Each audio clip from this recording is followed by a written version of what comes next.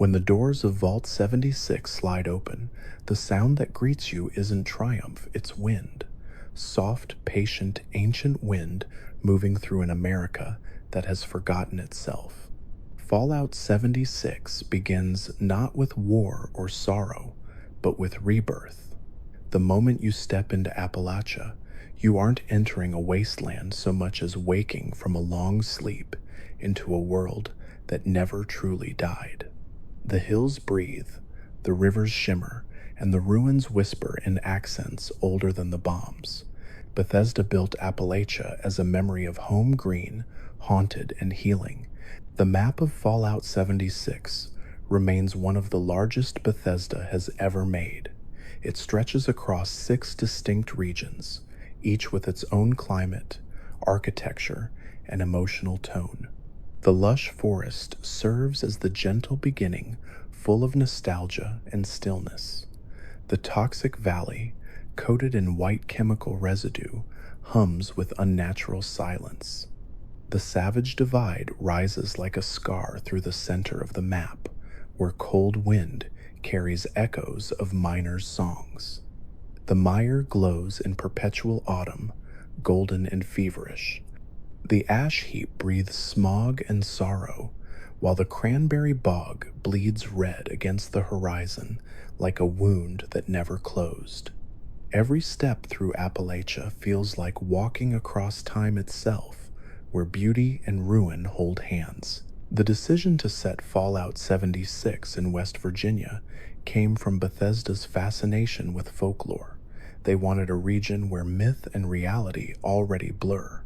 Appalachia, with its ghost towns, forested mountains, and local legends, offered exactly that. The development team traveled through the real West Virginia countryside, photographing barns, bridges, and creeks. Many of those exact landmarks appear in-game, aged by centuries and radiation. The intention was to make the apocalypse feel familiar, not distant or foreign, but something that could grow quietly in your own backyard. The world of Fallout 76 exists earlier in the timeline than any other Fallout game.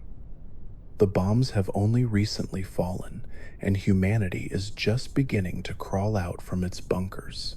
That's why the ruins look fresh paint still clings to walls, and the roads haven't yet surrendered to dust. The developers called it the Dawn of Ruin. The idea was to capture a world still deciding what kind of apocalypse it wants to be. The air feels cleaner, the light sharper, and the silence deeper because everything is still new to the end. Vault 76 itself was described as the Control Vault. Unlike the other sinister experiments run by Vault-Tec, this one was built for success, a pristine refuge designed to repopulate the nation. Its bright blue and gold colors, the cheerful posters, and the familiar "Have a great day" messages from the Overseer all mask a quiet sadness. The people inside believed they could fix the world simply by walking out of it. The opening party, filled with confetti and cake, becomes tragic in hindsight. Every balloon, every banner, every hopeful smile is the sound of innocence about to meet reality. Appalachia's creatures carry the spirit of local legends. The Mothman, with its glowing red eyes and folded wings, drifts through the fog like a living omen. The Grafton Monster, a headless giant wrapped in pale muscle, is inspired by newspaper stories from the 1960s. The Wendigo, gaunt and desperate, comes from Algonquian folklore about greed and hunger without end. Each monster is both myth and mutation, superstition reborn through science gone wrong. Fallout 76 isn't just a story about survival. It's a story about how humanity reinterprets fear after the lights go out. The Mothman, in particular, serves as a symbol of duality. In some encounters, it's hostile, shrieking from the shadows. In others, it watches peacefully, even blessing players who perform rituals in its honor. Bethesda designed it to represent uncertainty, the idea that even monsters might seek meaning. Its shrine, found deep in the woods, glows faintly at night with candles that never burn out. The developers used dynamic lighting to make the eyes flicker red through fog, creating the illusion of movement even when nothing's there. Fallout's horror is never about jumps or screams, it's about the slow ache of mystery. Appalachia's soundtrack stands apart from other Fallout games. Instead of the jazz and swing tunes of the 1950s, the music leans into bluegrass and folk traditions. Fiddles, banjos, and soft harmonies fill the world with melancholy warmth. Inon Zur's orchestral score blends these elements into something that feels ancient and comforting, like a campfire song remembered by ghosts. The main theme of Fallout 76 was written in a single night, inspired by the concept of hope that hums. Its notes rise gently, not dramatically, as if the world itself is exhaling. The radio stations in Fallout 76 echo real West Virginian culture. Appalachian folk songs play between survival broadcasts and weather warnings. Bethesda partnered with regional historians to choose tracks that reflect the state's soul songs about mountains, love, and loss. The result is a world that feels alive even in emptiness. When you hear "Take Me Home, Country Roads" echo across the hills, it isn't irony, it's elegy. That song has become the anthem of Fallout 76 because it captures everything the game stands for: longing, belonging, and the impossibility of both at once. Unlike previous Fallout titles, Fallout 76 launched as an online world, an experiment in multiplayer solitude. The goal wasn't chaos, but companionship. Bethesda envisioned Appalachia as a place where players could build communities, rebuild civilization, or simply walk together through silence. The idea was bold: to turn loneliness into connection. Even without human NPCs at launch, the world felt inhabited by presence notes left on corpses, campfires still warm, radios playing faint songs in empty cabins. Fallout's ghosts became its storytellers. The holotapes scattered across the map carry those human echoes. Messages from survivors document love letters, confessions, and desperate pleas. One tape tells of two brothers who planned to meet at a lookout after the sirens, but only one made it. Another captures the laughter of a woman recording her husband's last words before sealing him in a bunker. The voice acting in these tapes was recorded to sound imperfect, slight, static, uneven pacing, and background hum because the developers wanted it to feel raw. Fallout 76 uses technology to humanize rather than sterilize. Appalachia's design revolves around environmental storytelling. The collapsed roller coasters of Camden Park still carry faded signs advertising ice cream. The charred skeleton of the White Spring Resort glitters under layers of dust and broken chandeliers. The once proud Greenbrier Hotel, recreated faithfully from real life, serves as the base for the Enclave, a reminder that the old world's elite always find a way to survive comfort. The golf clubs, the marble halls, and the robotic waiters still greet no one with perfect manners. Fallout's satire thrives in those contradictions. Perfection performed for ghosts. The robots of Appalachia speak with eerie politeness.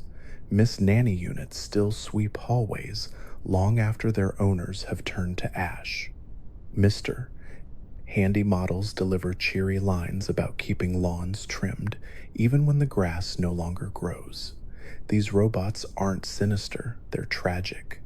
Programmed to maintain civilization, they cling to routine because it's all they know. Bethesda's writers compared them to old songs stuck on repeat. Their kindness becomes haunting because it never stops.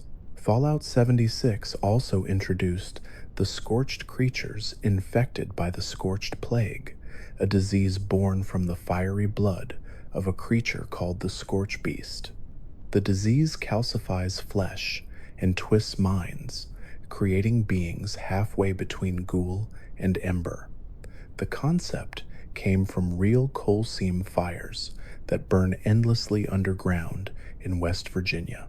Bethesda used this imagery to merge folklore, science, and geology into a single monster. The Scorch Beasts themselves were designed to sound like earthquakes with wings. Their cries, recorded from slowed down whale songs, echo across valleys like distant thunder.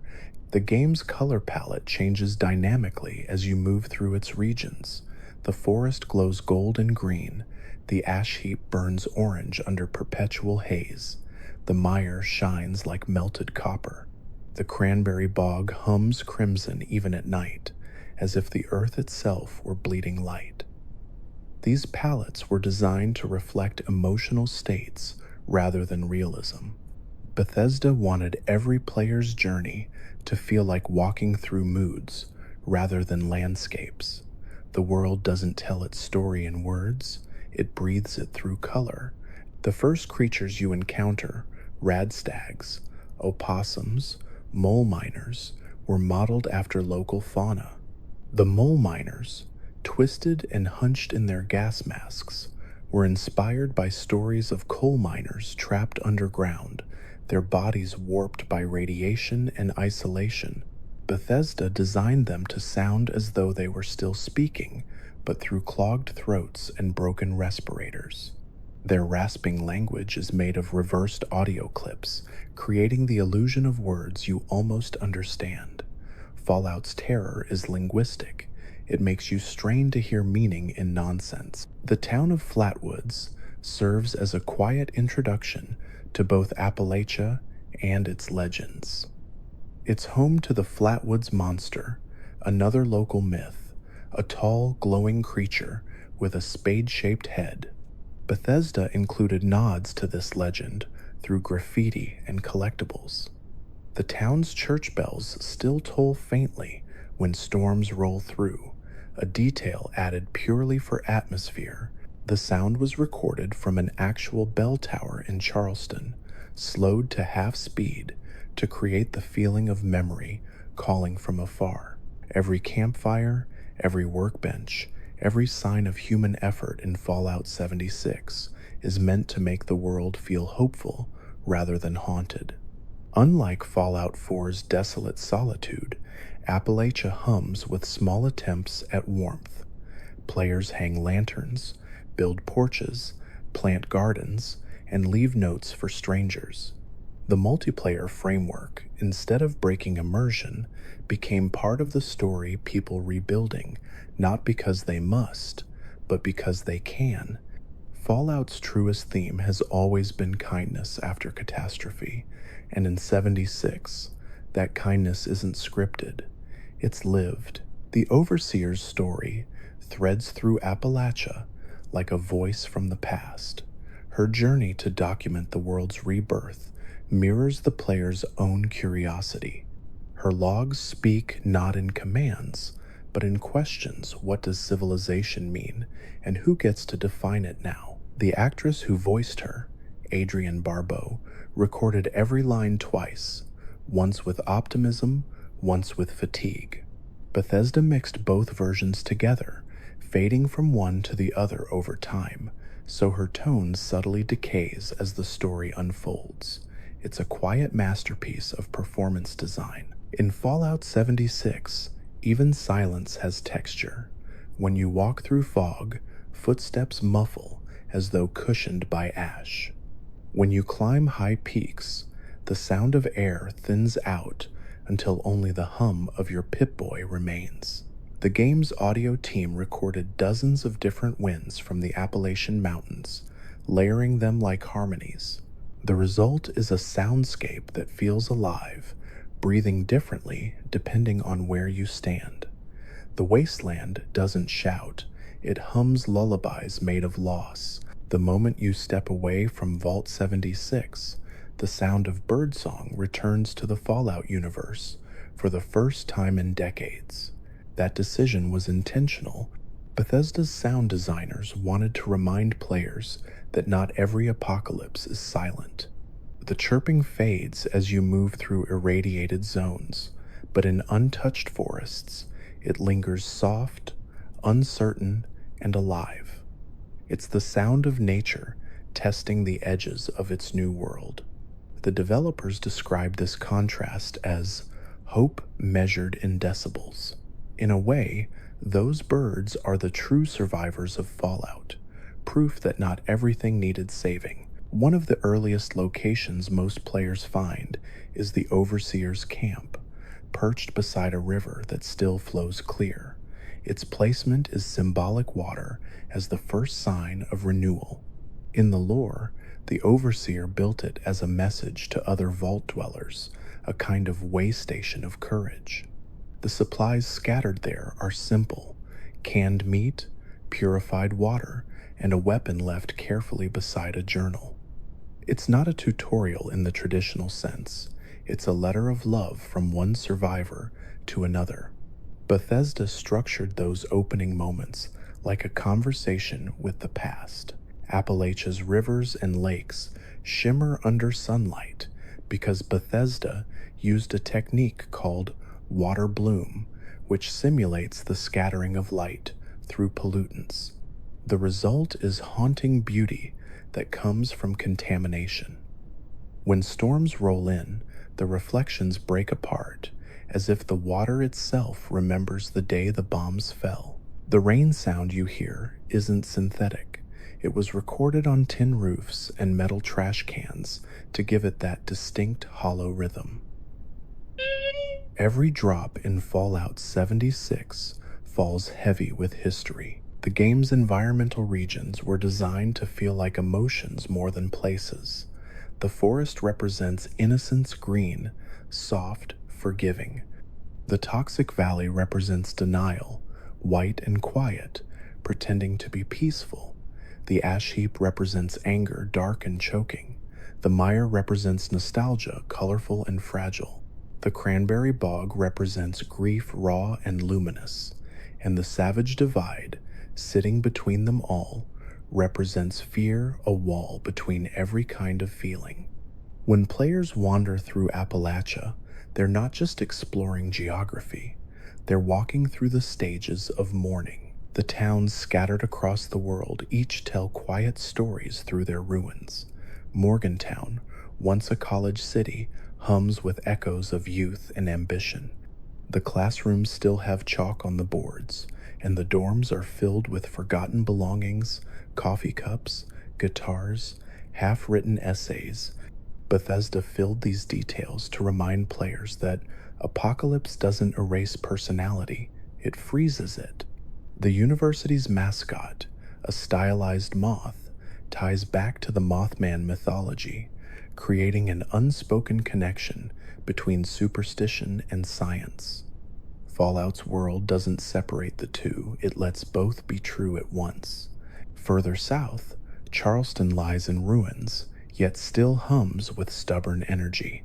The city hall, with its domed roof and elegant marble floors, becomes a courtroom for nature itself. When floods tore through the region, the water carried memories of government, industry, and corruption. Bethesda used Charleston to explore bureaucracy's decay. The office papers scattered across the floor are still stamped with the words, "In progress," in Fallout. No work is ever finished, even the apocalypse feels administrative. The Ash Heap region, filled with smog and fire, is modeled after West Virginia's real coal mining towns. Its perpetual haze comes from an in-world coal seam that never stopped burning, inspired by real-life Centralia, Pennsylvania, a ghost town where underground fires have raged for decades. The miners' uniforms you find there, scorched and torn, still bear company logos for corporations like Hornwright Industrial and Garahan Mining. The rivalry between those two companies forms one of Appalachia's quiet tragedies, a corporate arms race that continued even as the world collapsed. Fallout's satire doesn't mock greed, it mourns what it cost. Inside the Garahan Mining headquarters, terminals record memos about automation replacing human workers. The irony is painful. The machines built to protect miners eventually sealed them inside, collapsing tunnels. The excavator power armor, one of the game's signature suits, was designed to echo that story. Its golden plating isn't for style, it represents industrial pride. Bethesda gave it a heavier step sound than any other armor in the series to emphasize weight, not just physical, but moral. Every footfall is a company slogan echoing in the dark. The Hornwright Mining Company's headquarters, perched high above the ash heap, tells the other side of the story. Its pristine marble floors and empty conference rooms are filled with AI assistants that still deliver cheerful status updates centuries after their masters died. One terminal logs an argument about profit margins hours before the bombs fell. The date is the same day as the apocalypse. In that small detail, Fallout 76 captures its most haunting idea: humanity didn't end when the bombs dropped. It ended when people stopped listening to one another. In the Cranberry Bog, where the ground glows red and the air feels electric, the Scorched rule, the region's unique crimson hue, was inspired by iron-rich soil and local red ferns. The Scorched, half human and half stone, serve as the remnants of humanity's defiance, beings transformed by the same weapons meant to save them. Their cities are silent, their eyes glow faintly, and their screams carry across the swamp like wind through bone. Bethesda's sound engineers layered human whispers into their cries, reversing the audio so that the words can't be understood but still feel familiar. The result is unsettling, yet strangely sad. The creature known as the Scorch Beast sits at the heart of this infection. Massive, bat-like, and radiant, it embodies the apocalypse as living sound. Its screeches are so powerful that they create miniature shockwaves, rattling windows miles away.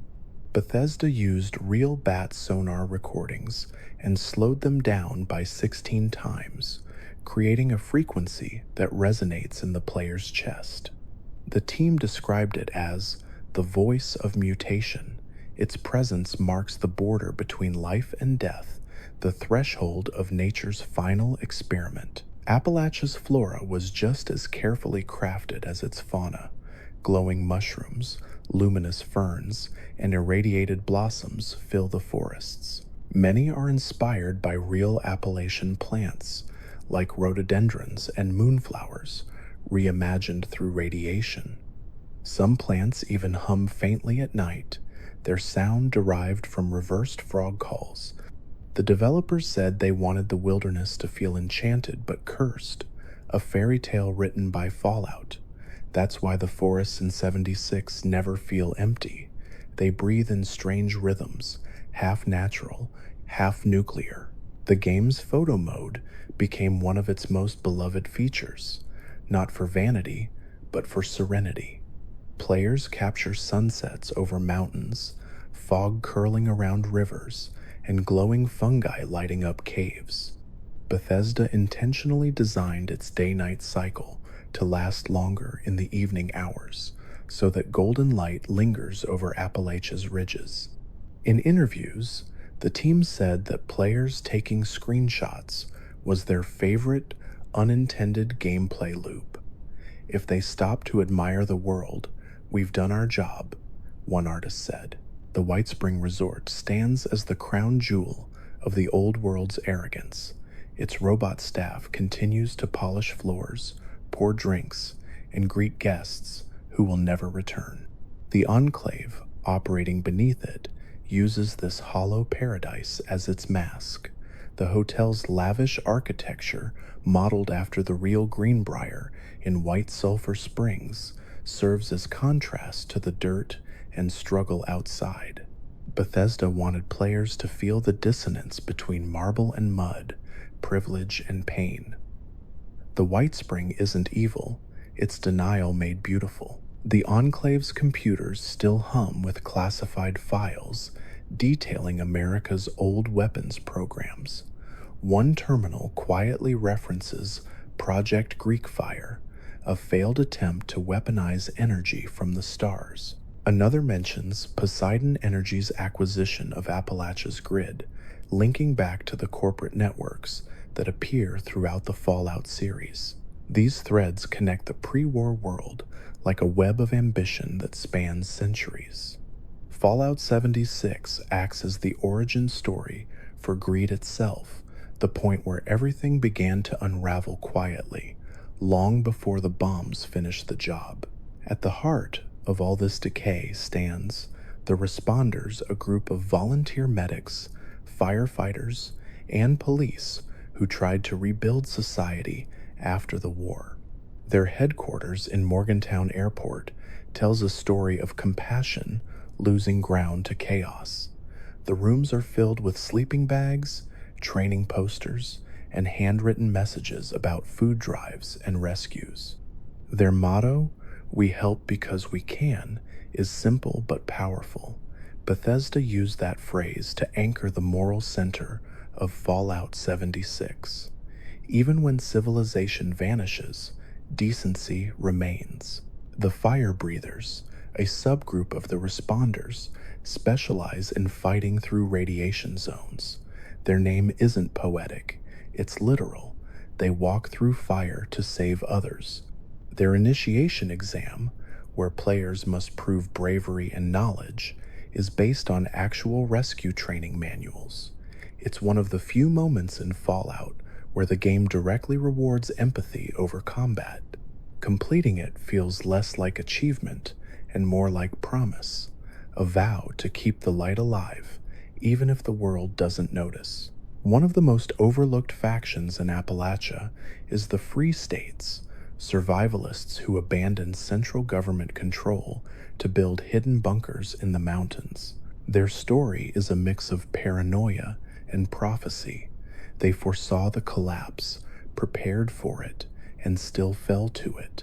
Bethesda designed their bunkers with obsessive detail maps pinned to walls, radios buzzing with number stations, and journals full of calculations about soil acidity and water purification. It's the kind of realism that makes their failure tragic. They did everything right, and it still wasn't enough. The Brotherhood of Steel also makes its presence known, though far from the Order's future grandeur. Their communications reach Appalachia through scattered radio signals, hinting at the early spread of their ideology.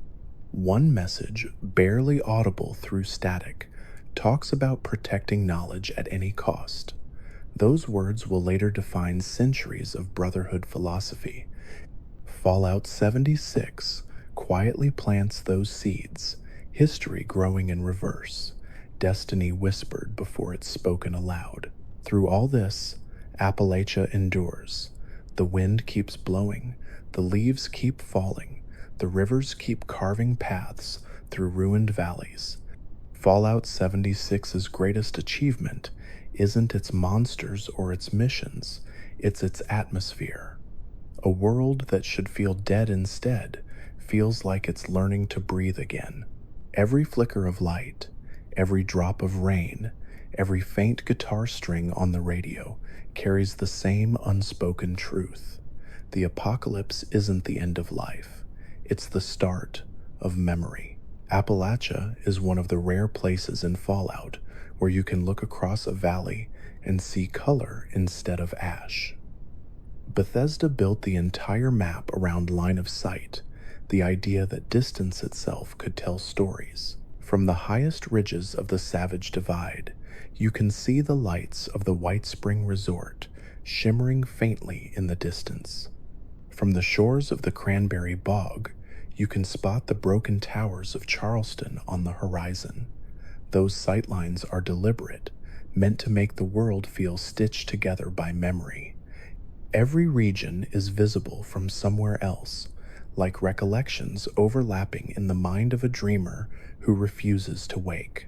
In the lore, Appalachia represents humanity's first attempt at rebuilding a kind of living experiment.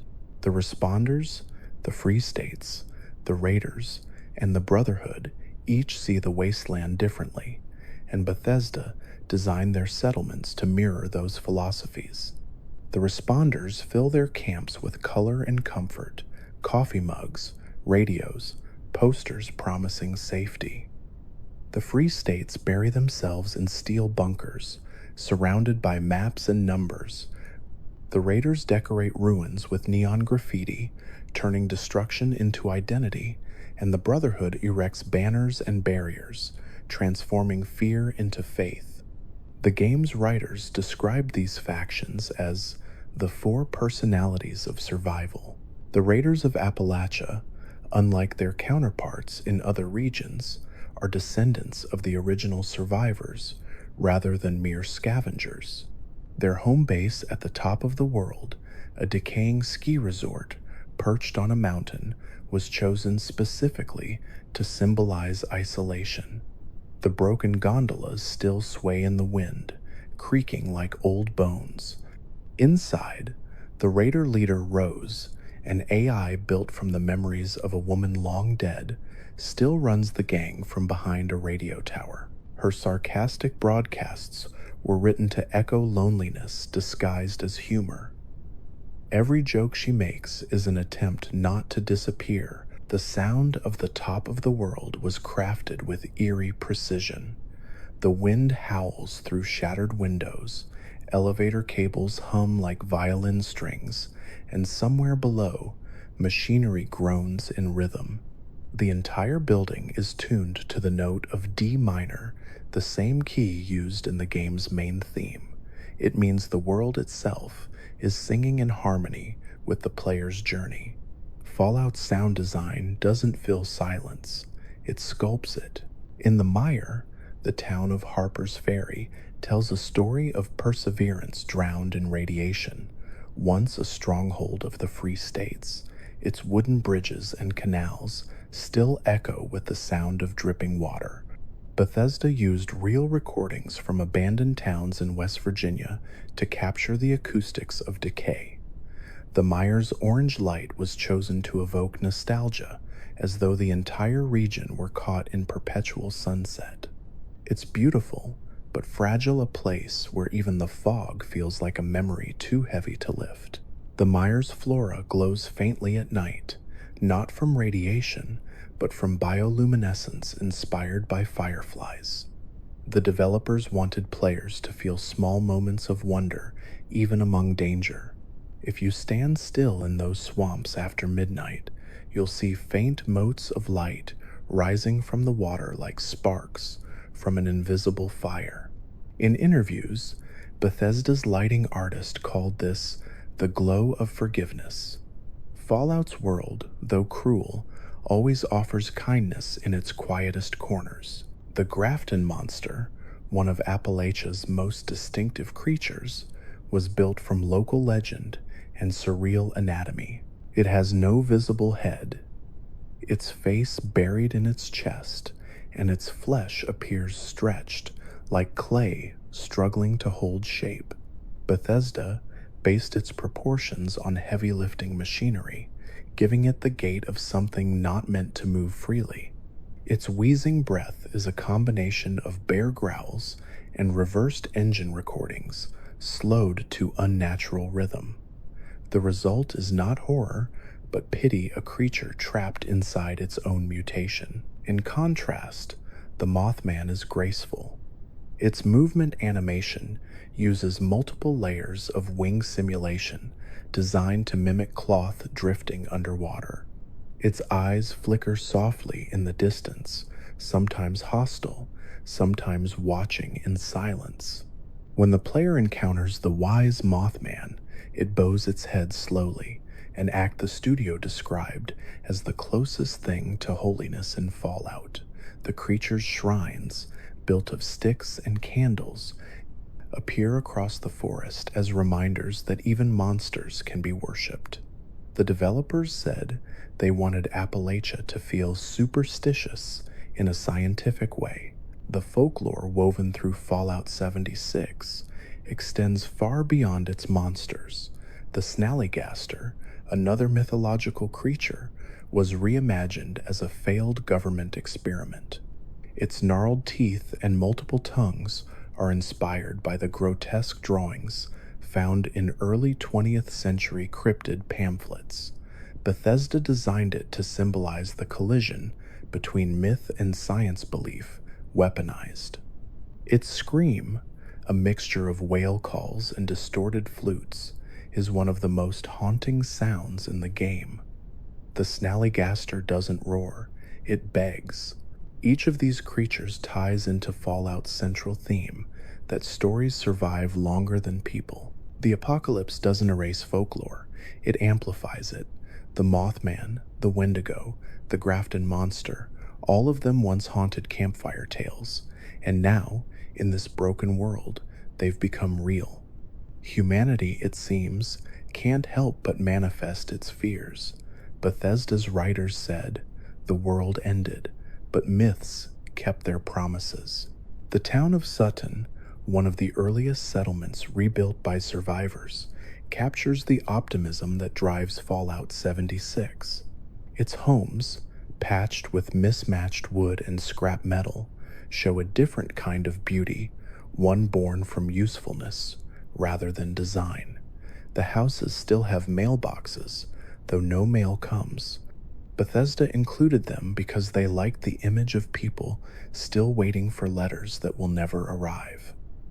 Hope, they believed, doesn't need logic to survive. Near Sutton lies the railway network that crisscrosses Appalachia, connecting dozens of train stations.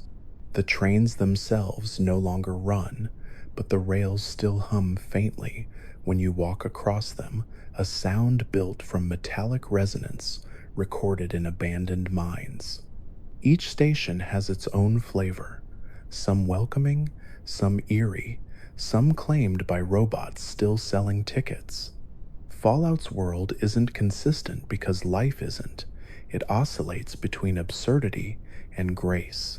The vending machines that dot Appalachia, introduced later in the game's lifespan, serve both as gameplay mechanics and as subtle commentary on capitalism's persistence. Even after the world ends, people still trade, buy, and decorate. Bethesda's artists filled those machines with decals and wear patterns that tell individual stories: scratches from raiders, burn marks from explosions, stickers from hopeful survivors. One model even has a child's handwriting carved into it. For Daddy, it's barely visible unless you crouch and shine a flashlight. Details like that make Fallout feel less like fiction and more like archaeology. The nuclear launch silos hidden beneath Appalachia form the game's most chilling environments. Their corridors hum with mechanical precision, every surface washed in sterile white light. These bunkers once served as the final defense of the United States, and now, centuries later, they're toys for scavengers. The terminals still function, waiting patiently for authorization codes that no longer matter. When a player finally launches a nuke, the screen flares in blinding orange, beautiful and horrifying. Bethesda wanted that moment to feel reverent, not victorious. It's a prayer to destruction, whispered by people who should have known better. After a nuclear blast, the map changes. The sky turns to amber, ash falls like snow, and the ground glows faintly for minutes afterward. The developers programmed the clouds to roll outward from the detonation site like waves, reflecting the reality of nuclear weather patterns. It's breathtaking in its terror, a slow apocalypse inside an old one. Fallout doesn't need to punish the player, it just asks them to watch.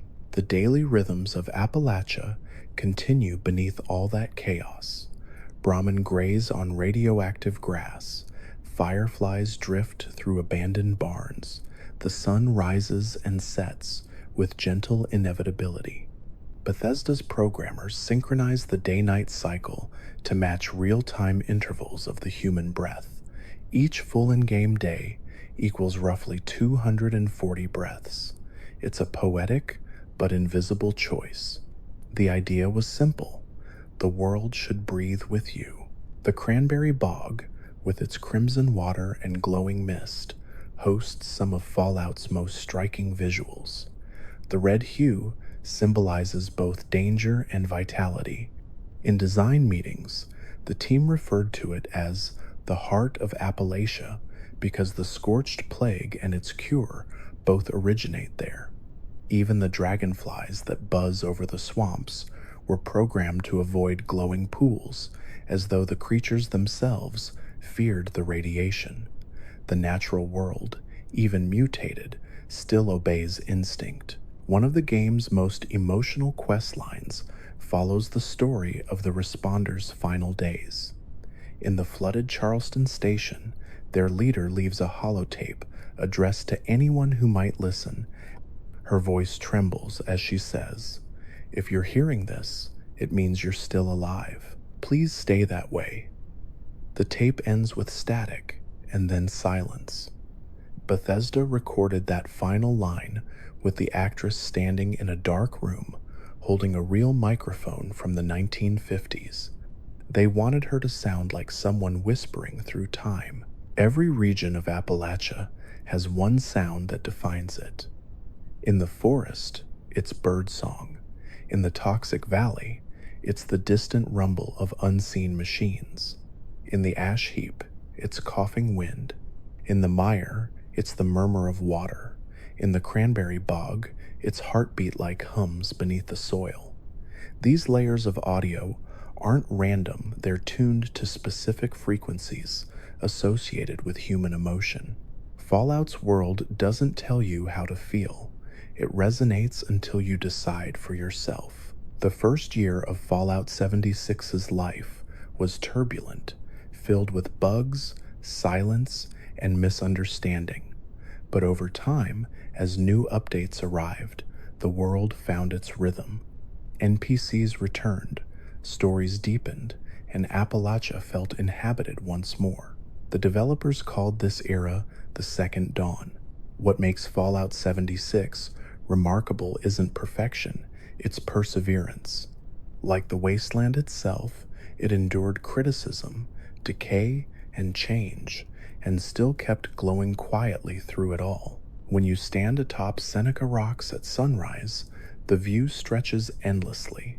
Mist fills the valleys below, and the golden light turns the ruins into silhouettes. The sound of the wind there was recorded in real mountain ranges, slowed to give it weight.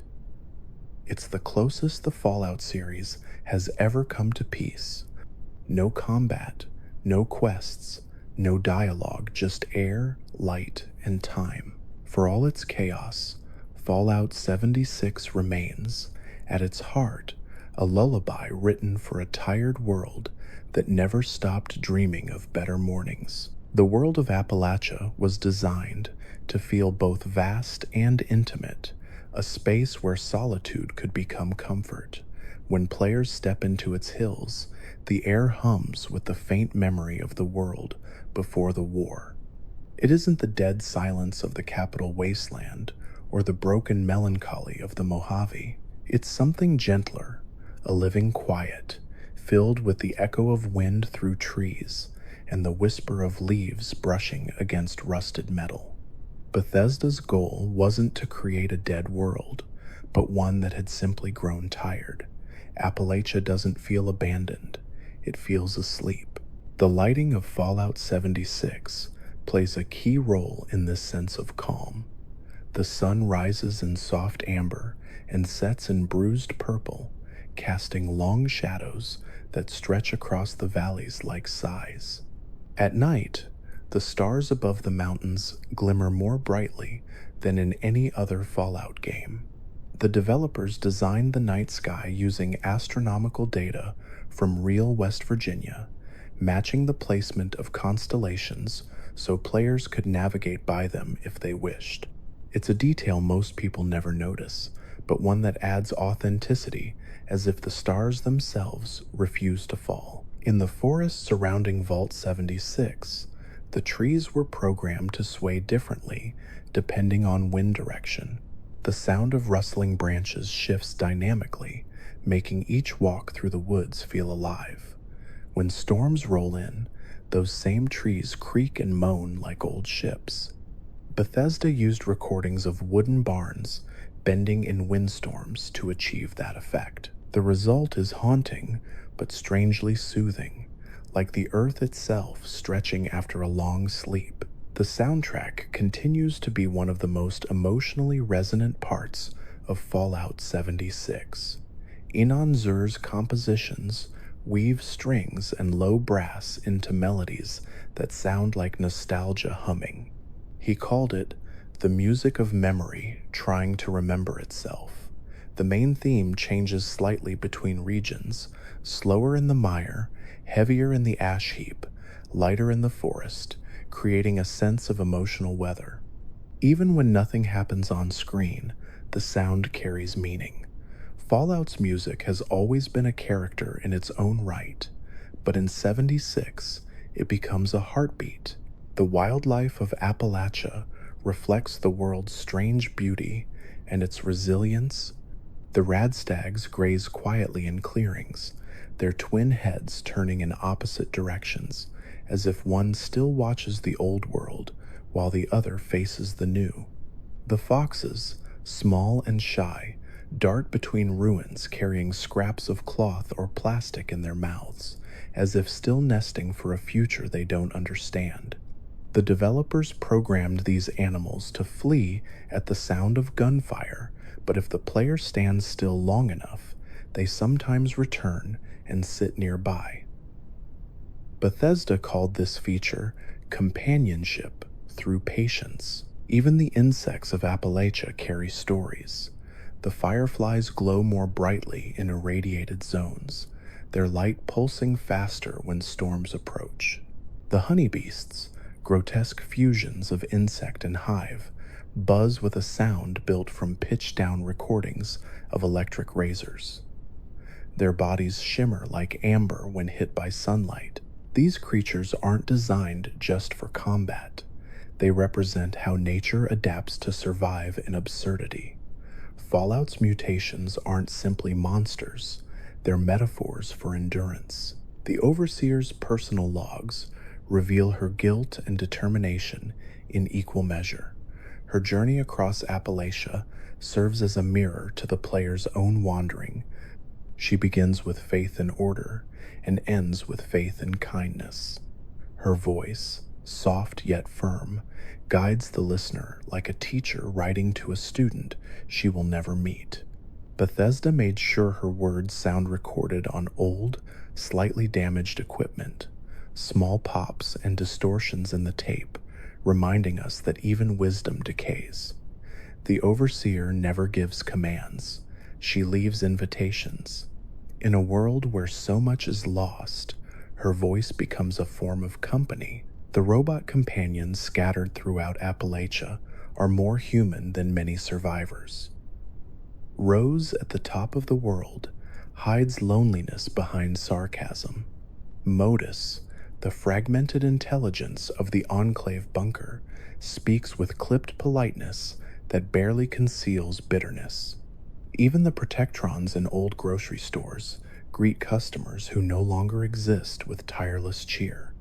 Bethesda designed their dialogue to loop with subtle variations, so no two greetings sound identical.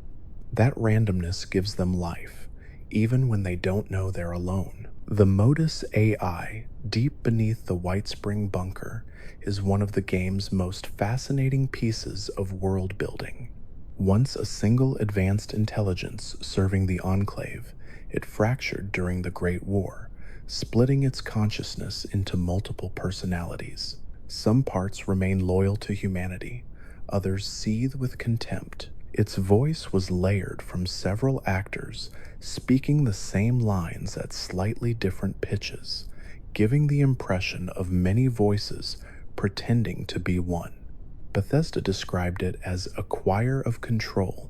Modus believes it's saving the world, but like so many Fallout creations, it confuses order with mercy. The region's architecture preserves the haunting elegance of mid-century America. Gas stations still display their cheerful Red Rocket logos, though their pumps are dry. Diners sit empty, with food still on plates, caught in the moment when civilization paused. Bethesda intentionally placed these small details, napkins half folded, jukeboxes frozen mid-song to make time feel suspended. The apocalypse in Fallout doesn't erase life, it simply presses pause. The result is strangely peaceful, as if the world is still waiting for someone to hit play again. The town of Summersville, submerged beneath irradiated water, tells one of Appalachia's quiet tragedies. Long before the bombs fell, the town was flooded to create a dam, forcing residents to leave. The developers resurrected that real-world event within Fallout, allowing players to swim through drowned homes where furniture still floats. The muffled sound of water filtering through collapsed ceilings creates an eerie serenity. Its history repeating itself, disaster layered upon disaster. Yet even there, fish swim peacefully through living rooms, nature forgiving what humanity forgot. The Red Rocket truck, stops scattered across the map, act as symbols of persistence. Their vibrant red paint, still visible after 2 centuries, stands out against the greens and browns of the landscape. Each one is slightly different, some filled with junk, others converted into shelters by players or survivors. Bethesda wanted these stations to serve as anchors of memory, places where the past and present collide. Even their logo, a rocket pointing upward, feels ironic ambition frozen in mid-launch. Appalachia's abandoned amusement parks, especially Camden Park, blend whimsy and sorrow. The faded posters still advertise family fun and fried food, but the rides groan in the wind. The park's mascot, Mr. Fuzzy, grins eternally from rusted signs, his voice lines chipper, repetitive, slightly warped, were recorded through an analog tape machine to simulate decay. The result is unsettling but oddly comforting. Fallout's humor works that way.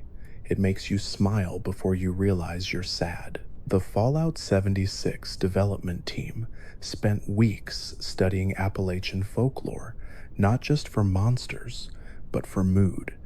The legends of the Mothman, the Flatwoods Monster, and the Grafton Beast all share one thing: loneliness. Each creature is less villain than victim, feared for its difference rather than its malice. Bethesda captured that theme perfectly in the game's creature design. The monsters are never just obstacles, they are echoes of fear, walking metaphors for misunderstanding. Even Appalachia's raiders, often portrayed as ruthless, are given humanity. Their recorded messages reveal laughter, friendship, and regret.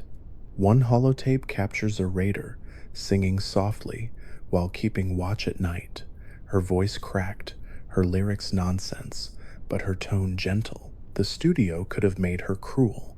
Instead, they made her real. Fallout 76's writing often turns brutality into melancholy, reminding players that everyone, even raiders, were people once. The Nuka-Cola factories still hum with ghostly energy. Conveyor belts frozen mid-motion, bottles glowing faintly, labels peeling but legible. Bethesda recorded real bottling plant sounds to give authenticity to the clatter and hiss. The drink's glowing blue quantum variant reflects Fallout's theme of progress gone radioactive sweetness, weaponized. Yet the Nuka-Cola brand persists as a cultural relic, appearing in every settlement, every shelter, every vending machine. It's more than a drink. It's civilization's last taste of innocence. Appalachia's weather system remains one of the most beautiful in the series. Mist rolls in during early morning hours, hugging the mountains like a slow tide. Rain drifts sideways under heavy wind, scattering sunlight into faint rainbows. And when radiation storms sweep across the land, lightning flashes green against purple clouds. Bethesda used a 7-layer volumetric fog system to create those storms, allowing particles to swirl realistically around the player. Each flash of lightning casts the landscape into momentary clarity, ruin illuminated, then forgotten. The vaults hidden throughout Appalachia continue Fallout's tradition of twisted experiments wrapped in optimism. Vault 94, for instance, was designed for musicians, meant to preserve art through catastrophe. Inside, sheet music still lies scattered across the floor, instruments decayed but recognizable. The concept was tragic by design, a world where even creativity became data. The vault's haunting echo, produced by real recordings inside empty concert halls, makes every footstep sound like applause from ghosts. Another vault, Vault 79, serves as the home of America's last gold reserves. The glittering bars stacked inside represent wealth's final irony treasure that no one can spend. Bethesda based the vault's design on Fort Knox, complete with narrow hallways and claustrophobic vault doors. The reflection of light off the gold was coded to be slightly dim, intentionally muted. The developers wanted greed to look dull in a world where food matters more than fortune. Even the smallest locations carry stories. A cabin with 2 skeletons sitting beside a chessboard. A school with children's drawings taped to the walls, one labeled "The Sky When It Broke." A radio tower broadcasting nothing but static that shifts pitch like a heartbeat. These details serve no gameplay purpose, but they fill Appalachia with humanity. Fallout's power has always come from its quiet moments, from what it chooses not to explain. The Appalachian night, more than any other environment in the game, reveals Fallout's soul. When the wind calms and the stars shimmer above rusted billboards, there's a feeling that the world, for all its suffering, might forgive itself someday. The owls hoot in the distance. The rivers murmur softly. The ruins stop being ruins and start feeling like monuments to endurance. Bethesda built this world not to punish, but to console. Fallout 76 isn't about the end of civilization. It's about civilization learning to breathe again. Appalachia is one of the few places in Fallout where light still feels soft. In the early morning, mist collects on the highways like silk, and when the first rays of sunlight break through the fog, the entire world glows gold. Bethesda's artists described this effect as the rebirth hour. They used real meteorological data from the Allegheny Mountains to simulate humidity, particle density, and morning haze. Each valley holds its own climate, its own rhythm of breath. The air isn't poisoned everywhere. Some corners of Appalachia still smell of pine and rain. Along those quiet ridges, you can sometimes stumble upon small camps left behind by vanished players, lanterns still burning, chairs facing sunsets, notes pinned to walls that read "Simply Safe Here Tonight." The multiplayer structure of Fallout 76 allows the world to feel like a conversation between strangers. Even when you play alone, the remnants of others linger. Bethesda referred to this as unwritten cooperation. Every empty campsite becomes proof that someone, somewhere, wanted another traveler to rest. The Pip-Boy interface, always glowing a faint green, carries subtle differences in this era. Its design is older, bulkier, a little less elegant than the models worn centuries later in other Fallout games. The developers gave it small quirks. The screen flickers occasionally when radiation levels rise, and the volume knob sometimes crackles when you switch frequencies. These imperfections were deliberate. Fallout 76 wanted players to feel technology aging alongside them, machinery that remembers its own obsolescence. When you walk into the town of Lewisburg, the wind pushes paper flyers across the street advertising the Miners' Parade. Bethesda filled the town with relics of community spirit, tattered banners, streamers, and photographs of smiling families. The entire location was designed around one idea: nostalgia trapped in amber. The parade never happened. The bombs fell the night before. That unrealized joy hangs over the ruins like perfume that refuses to fade. The game's use of color is subtle but powerful.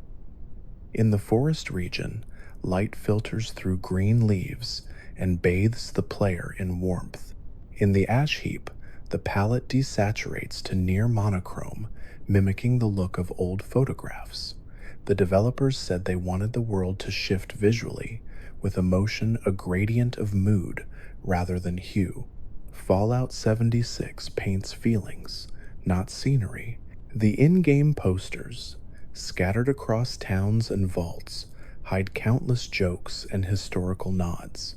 One advertisement for a Braxo cleaner features the tagline, "For a brighter tomorrow today," a phrase taken from a real mid-century detergent campaign. Bethesda's artists recreated each poster by hand, scanning in aged paper textures and overlaying digital cracks. Every torn corner tells its own story, as if the apocalypse itself were an art gallery curated by time. Appalachia's roads, winding endlessly through the hills, are not procedurally generated. Each curve was hand-placed. Designers followed actual topographical maps of West Virginia to ensure that the terrain would feel believable. That's why certain landmarks, bridges, tunnels, rock formations match real ones nearly perfectly. Bethesda's world builders even borrowed geological survey data to model underground strata, allowing mines to intersect realistically with valleys above. It's the kind of detail most players never consciously register, but it makes walking feel right. In Charleston's flooded streets, reflections shimmer across the water in long ripples. Those ripples aren't just aesthetic, they react to the player's motion and to raindrops hitting the surface. The programmers built an entire microphysics engine for puddles because they wanted the wasteland to feel tactile. Fallout 76, beneath its chaos and combat, is quietly obsessed with touch, the sound of boots on wet concrete, the crunch of glass underfoot, the echo of empty hallways. The Vault Boy statues hidden throughout Appalachia serve as cheerful relics of propaganda. Their bright smiles and thumbs-up gestures appear beside graves, inside ruins, even in crumbling factories. Bethesda placed them intentionally as visual irony, symbols of optimism surviving in spaces where hope seems absurd, yet the effect is strangely uplifting.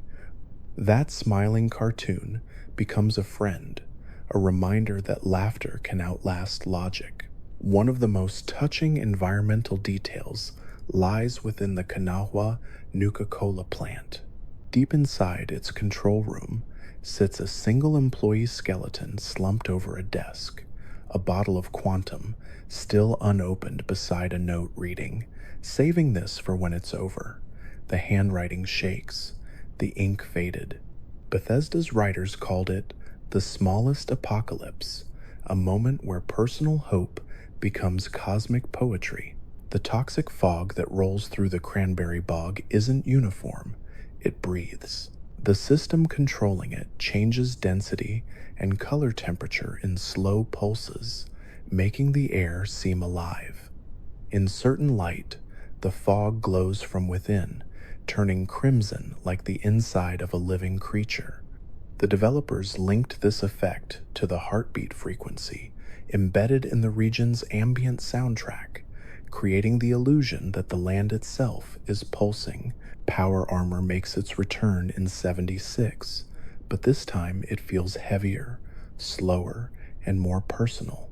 When the player climbs inside, there's a brief hiss, followed by a deep metallic thud, the sound of isolation sealing shut. The internal heads-up display flickers for a split second before stabilizing. The sound team recorded those metallic noises using actual hydraulic presses and submarine doors. The intent was to make every suit feel less like equipment and more like confession, a space where the world disappears and only the hum of machinery remains. The inclusion of the CAMP system changed how players related to the Fallout universe. No longer confined to fixed settlements, they could build anywhere on cliffs, in forests, beside rivers. Each base became a diary written in architecture. Some players built fortresses of concrete and steel. Others created tiny shacks filled with flowers. Bethesda's designers called these structures love letters to persistence. In a game defined by destruction, creation became rebellion. One curious design detail lies in the vending machine system. When you trade with another player, the exchange interface plays a faint jingle, a short rising chord sequence reminiscent of old department store music. That melody is a rearranged motif from Fallout 3's Megaton theme. The reuse was deliberate, a secret handshake between eras of survival. Bethesda has always hidden nostalgia beneath layers of dust. The game's radio stations continue that tradition. Appalachia Radio mixes country and bluegrass with subtle static that grows stronger during storms. The signal is weaker in valleys and stronger on peaks, encouraging players to climb mountains to hear music clearly. It's a small but elegant design choice. Hope sounds louder when you rise above ruin. The DJ's voice, calm and warm, often repeats phrases like, "You're not alone out there," turning gameplay into therapy. Far Harbor had fog, New Vegas had heat. Fallout 76 has wind. The wind shifts direction depending on the time of day, carrying scents imagined through sound pine in the morning, smoke at night. Audio engineers layered low-frequency oscillations into gusts so that players wearing headphones could feel the pressure change slightly with each breeze. It's the closest digital air has ever come to feeling real. When night settles fully, fireflies gather around lampposts and ruins. Their glow flickers at irregular intervals, determined by procedural algorithms, ensuring no two swarms ever pulse identically. This randomness gives Appalachia its breathing rhythm.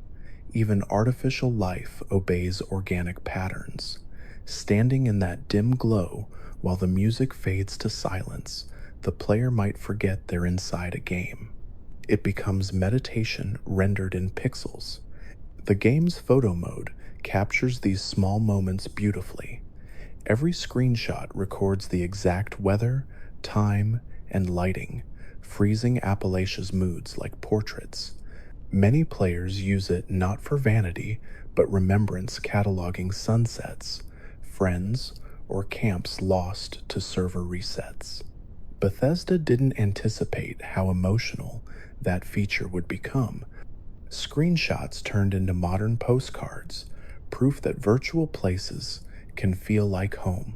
The creature known as the Wendigo Colossus, added later in the game's lifespan, represents fear at its most mythic.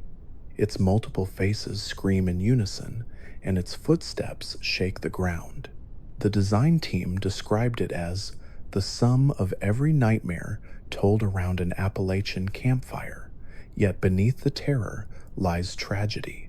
The creature is born from exposure to psychic radiation, a mind fractured into too many voices. Its existence reinforces Fallout's recurring message. Monstrosity is often memory gone wrong. Even the smallest utilities in the game carry intention.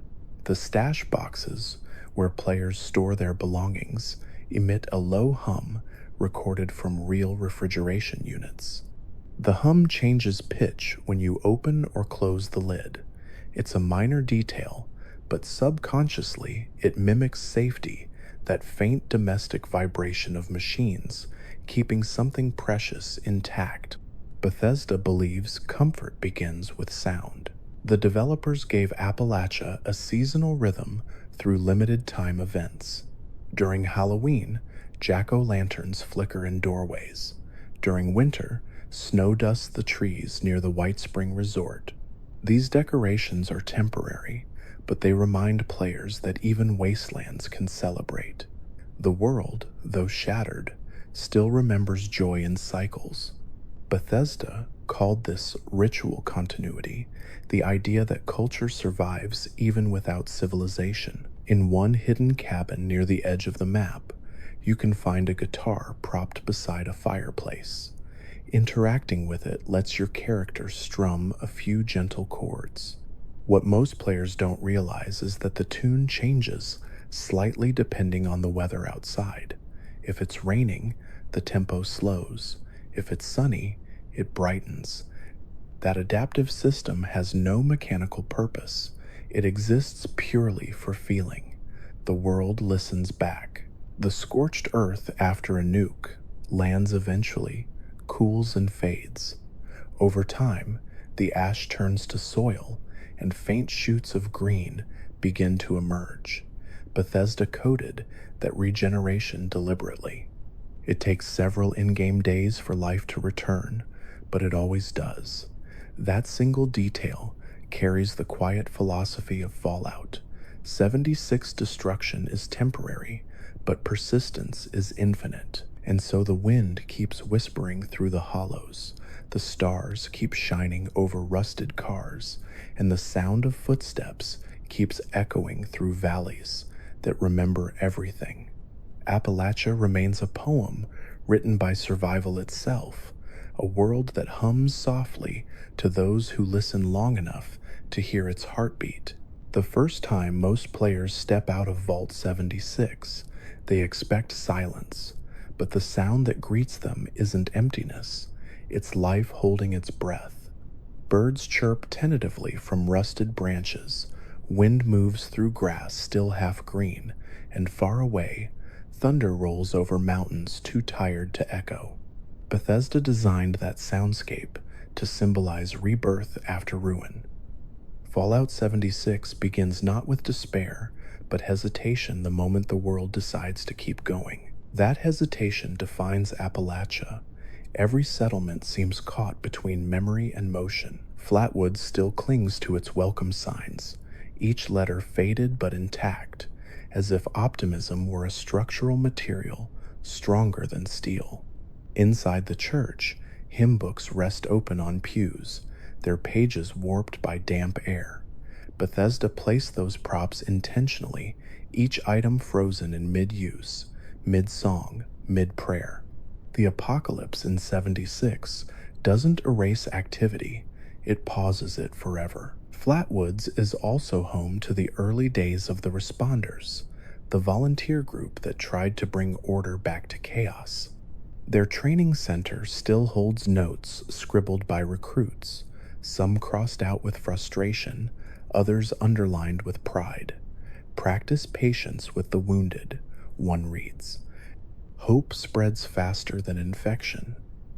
That line became a quiet motto for Bethesda's entire approach to the game: hope as contagion. At night, if you wander the hills outside Flatwoods, fireflies gather above old gravestones. Their lights flicker in unison, like gentle applause.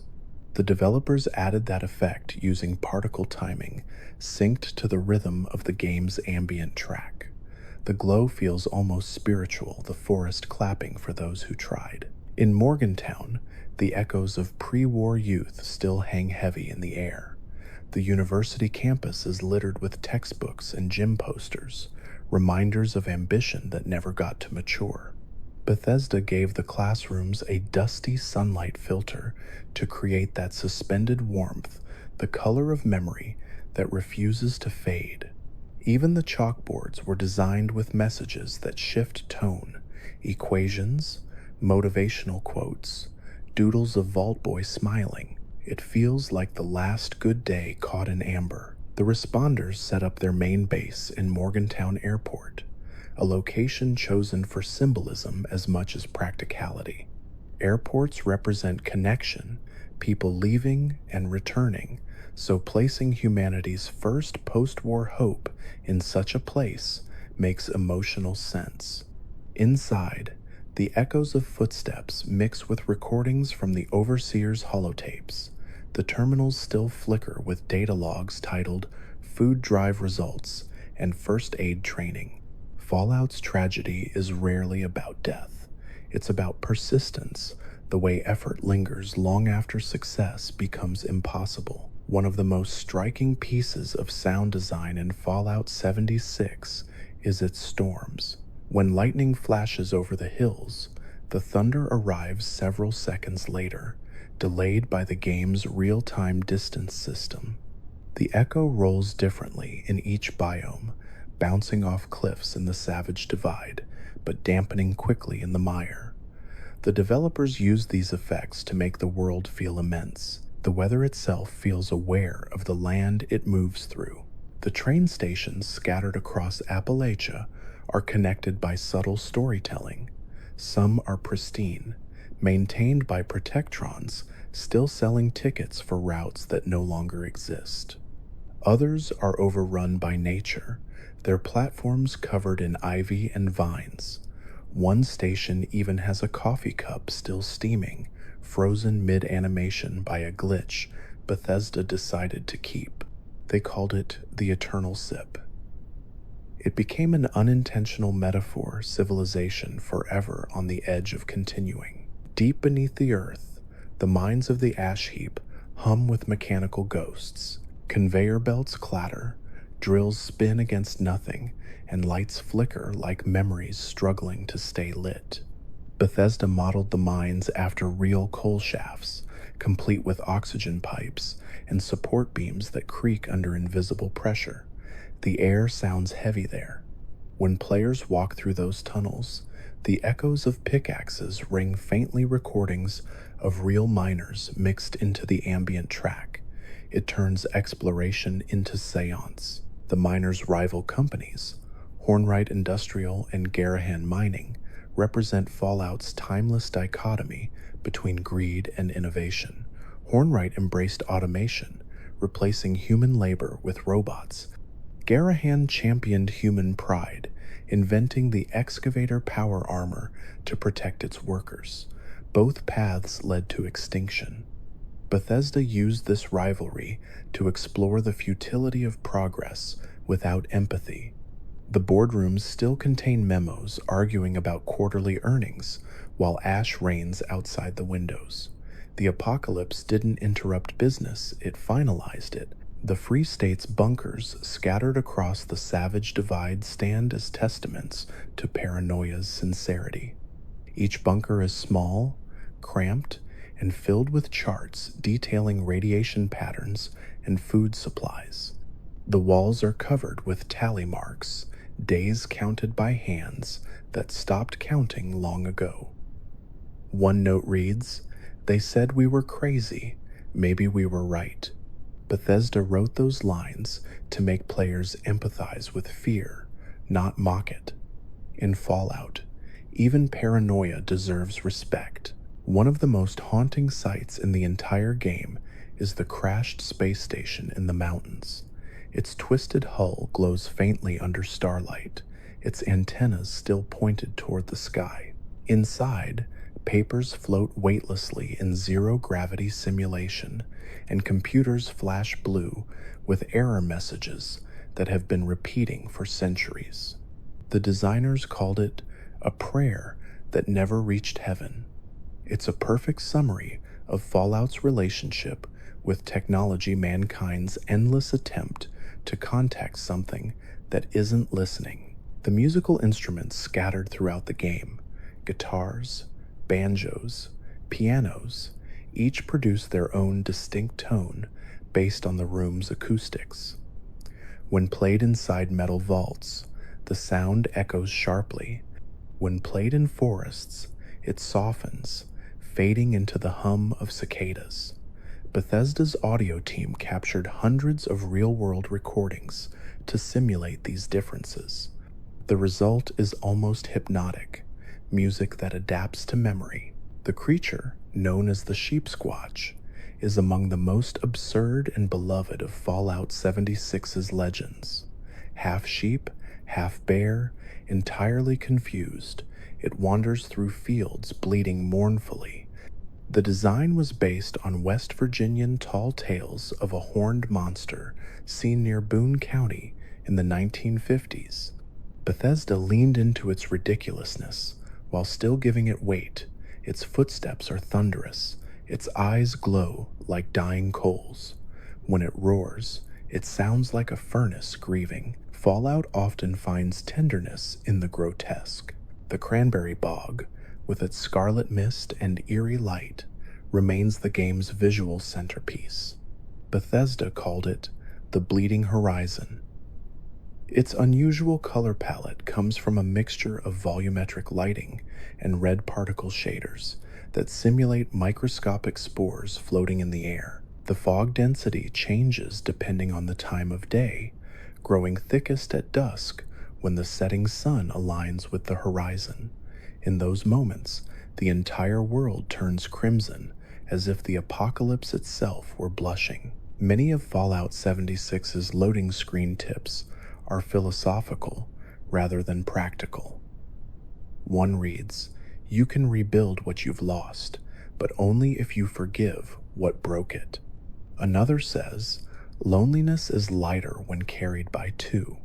These phrases were written by the narrative team after playtesting the early builds.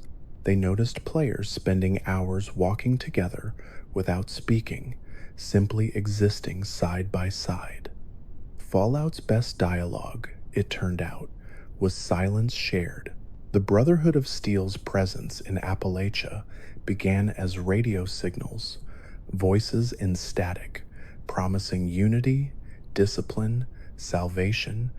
The actual Brotherhood members arrived later, their armor gleaming beneath banners of purpose. Yet even they carry doubt. Their terminals contain diary entries where soldiers question their mission. "We are protecting what destroyed us," one writes. "Maybe that's why we're good at it." Bethesda intentionally portrayed the Brotherhood here, not as zealots, but as people searching for meaning in repetition. One of the smallest, most intimate stories hides inside a farmhouse near the river. Two skeletons sit across a table, cards spread between them, hands still in mid-play. A radio nearby hums softly. If you listen long enough, the static fades into faint laughter audio of the same radio show that aired before the bombs. The developers called it the game that never ends. It's one of Fallout's quiet jokes, but also its gentlest heartbreak. The player's personal C, A-M-P, whether simple or grand, becomes a kind of autobiography. Some players build laboratories, others gardens or cafes. Bethesda studied tens of thousands of player camps and noticed patterns. The majority included one chair facing outward toward open space. No matter the builder, everyone left themselves a place to look at the world. In a game about rebuilding civilization, that single chair says everything survival isn't about progress, it's about pausing. If you walk far enough from civilization, you can find the lonely radio towers that still blink faint red lights into the night. Their beacons flicker at random intervals, powered by generators that somehow keep running. The rhythm of those lights corresponds to Morse code fragments that spell out the word still. The audio engineer responsible for this detail said it was his personal message to players, a reminder that the world, no matter how broken, endures. And so Appalachia keeps breathing through static, through storms, through laughter left behind on old tapes. Fallout 76 may tell stories of loss, but its landscapes speak in lullabies. Every ruin hums softly with purpose. Every creature carries memory in its mutations.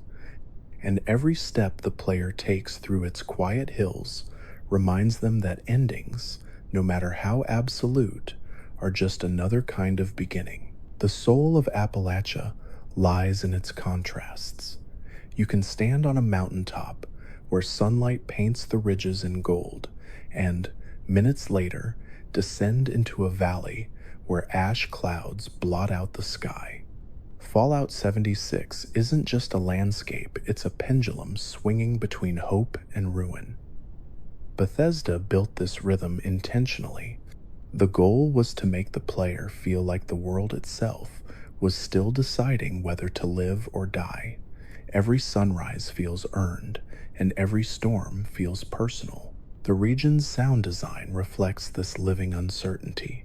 In the distance, faint industrial groans echo from long-dead factories, while crickets sing in the grass nearby. These layers of noise never repeat exactly. They're procedurally randomized so that each step through the forest sounds unique. The audio team called this memory weather, the sensation of walking through a place that remembers being alive. Even silence in Appalachia feels inhabited. The responders' legacy lingers long after their fall. Their bright blue uniforms can still be found hanging in lockers, their terminals full of messages about volunteer drives and blood donations. Bethesda recorded faint Morse code signals that occasionally pulse from their old radio frequencies, short bursts of static spelling the words, "Help us still." It isn't part of any quest, it's just there, quietly pleading into the void. The team said they left it as a kind of ghost story, a way of keeping compassion alive in the air itself. Inside the forests near Sutton, one can find remnants of daily life before the bombs. A clothesline still strung between two trees, shirts flapping faintly in the wind, a bicycle leaning against a fence. Toys scattered across grass now overgrown. These are the smallest pieces of Fallout storytelling, and perhaps the most human. Bethesda's world-building philosophy has always been simple. A single object can explain a civilization. In 76, the objects whisper rather than speak. The Mothman Museum in Point Pleasant serves as both a tourist trap and a shrine. Its cracked display cases hold figurines, newspaper clippings, and hand-painted signs reading "Eyes of Crimson, Wings of Truth." The developers researched real Mothman festivals in West Virginia, even scanning the actual town monument to recreate it in-game. When players visit at night, they might hear faint fluttering noises above the building, a sound made by looping crow wings slowed to half speed. Bethesda used that effect to create the sense of presence without proof. The Mothman, like belief itself, exists in the spaces between certainty. In the Mire region, the soft orange fog glows as if it remembers fire. The sound of insects fills the air like a slow pulse, and the water ripples in lazy spirals around fallen trees. Bethesda used the color orange deliberately, not just for warmth, but for tension. They wanted the mire to feel halfway between dream and fever. The region's wildlife reinforces this duality. Frogs croak in rhythms that sound almost melodic, while mutated snapping turtles move with eerie calm. Fallout 76's horror is never abrupt. It lulls. The town of Harper's Ferry captures this mood perfectly. Once a Free State stronghold, it's now a labyrinth of decayed houses and half-collapsed bridges. The water beneath those bridges reflects the sky in perfect, distorted clarity. Bethesda used parallax mapping to make those reflections shimmer as the player moves, imitating memory shifting with perspective. The sound of dripping water was mixed with faint echoes of machinery, giving the impression that the town itself is still trying to function. Fallout's ruins don't just crumble, they hum. Deep in the Savage Divide lies the remnants of monorails that once carried passengers across mountains. The monorail cars now hang suspended between cliffs, frozen mid-fall. Inside, the seats remain upright, cups of coffee long since turned to dust, still resting in holders. Bethesda described this image as a suspended heartbeat. It's haunting because it's not tragic, it's beautiful in stillness. The apocalypse, in Fallout's hands, becomes not chaos, but pause. The vaults scattered throughout Appalachia reveal more than experiments. They expose philosophies. Vault 94's dedication to musicians spoke of preservation through art. Vault 79's gold hoard embodied preservation through greed. Vault 96, hidden among frozen peaks, attempted to preserve science itself. Each one failed differently, but all failed for the same reason: isolation mistaken for safety. Bethesda's narrative team wrote these vaults as metaphors for civilization's repeating dream, to seal away the best of humanity and forget that humanity only survives through contact. Some of the most emotional moments in Fallout 76 come from the smallest things: the crackle of a campfire, the echo of boots on wooden floors, the faint hum of a generator in the dark. That generator sound was carefully crafted to shift between three frequencies, symbolizing steadiness, fatigue, and hope. The engineers said they wanted players to hear endurance. Fallout's empathy hides inside details too small to notice. The introduction of human NPCs in later updates marked a turning point for the game. Suddenly, Appalachia spoke back. The settlers of Foundation and the raiders of Crater brought warmth and personality, filling the void that once echoed only with machines. Bethesda treated this shift like a natural evolution, not a correction, but a continuation. The world had healed enough to talk again. The NPC's dialogue often references the quiet years before their arrival, when the land belonged only to echoes. The contrast gives the game an almost mythic feeling, humanity returning to its own ruins as a guest. The companions that arrived with those updates, figures like Duchess, Beckett, and Commander Daguerre, each represent facets of human survival. Duchess embodies community through defiance, her saloon in the Wayward, a symbol of chaos turned into comfort. Beckett represents guilt and redemption, his storyline a meditation on self-forgiveness. Daguerre brings curiosity, a pre-war astronaut who literally fell from the stars into Appalachia's broken cradle. Through these characters, Fallout 76 explores the idea that home can be found even after gravity itself gives up. The Wayward, with its creaking floorboards and flickering neon sign, feels alive in its own way. The building sways slightly when storms pass, an effect Bethesda added for realism, but which also gives the structure personality. The flicker rate of the sign's letters changes randomly every few minutes, as though electricity itself were tired. Inside, the music loops softly, playing a distorted jazz tune from before the bombs. The bartender hums along when no one's nearby, a detail audible only if the player stands silently behind the counter. It's melancholy disguised as background noise. The Overseer's story continues through these later chapters, culminating in her return to the sea. A.M.P. system, where she helps guide players toward rebuilding. Her dialogue shifts tone across patches, early optimism replaced by tempered acceptance. The voice actress recorded these new lines years after the original performance, intentionally lowering her voice to convey age and wisdom. Bethesda wanted her journey to mirror Appalachia's own evolution, hopeful, broken, and then quietly enduring. The nuclear launch sites hidden deep underground remain one of the game's most chilling locations. The blast doors, thicker than any others in the series, take full minutes to open, filling the tunnels with mechanical roars that echo like thunder. The lights flicker as power surges through dormant systems.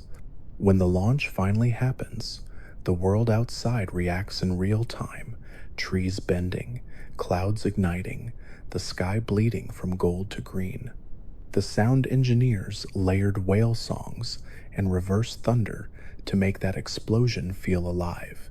It's destruction with rhythm, apocalypse as symphony. After each detonation, the land heals itself. Fallout 76's radiation storms fade with time, replaced by gentle rain and then sunlight. Grass grows back where ash once fell. Even in a digital wasteland, Rebirth insists on existing. The developers described this process as forgiveness coded in. Every storm ends in stillness. The music that plays during these transitions, the soft orchestral swells that follow chaos, was composed in a single session without editing to preserve imperfection. Inon Zur called it a sigh of survival. He said the melody came from imagining someone standing in the ruins, smiling because they're still breathing. Fallout's emotional power lies not in grandeur, but gentleness. The graffiti scattered across Appalachia carries hidden poetry. Phrases like, "The end was yesterday," or "still singing," appear on walls deep in the forest. Some were written by the developers themselves during internal playtests, never meant for players to notice. Others come from scripted events tied to NPCs. The handwriting differs: messy, neat, desperate, calm, forming a collective diary of voices that refuse to vanish. Each wall tells the same story, people marking existence against oblivion. When the seasons shift to autumn, the game's lighting changes subtly.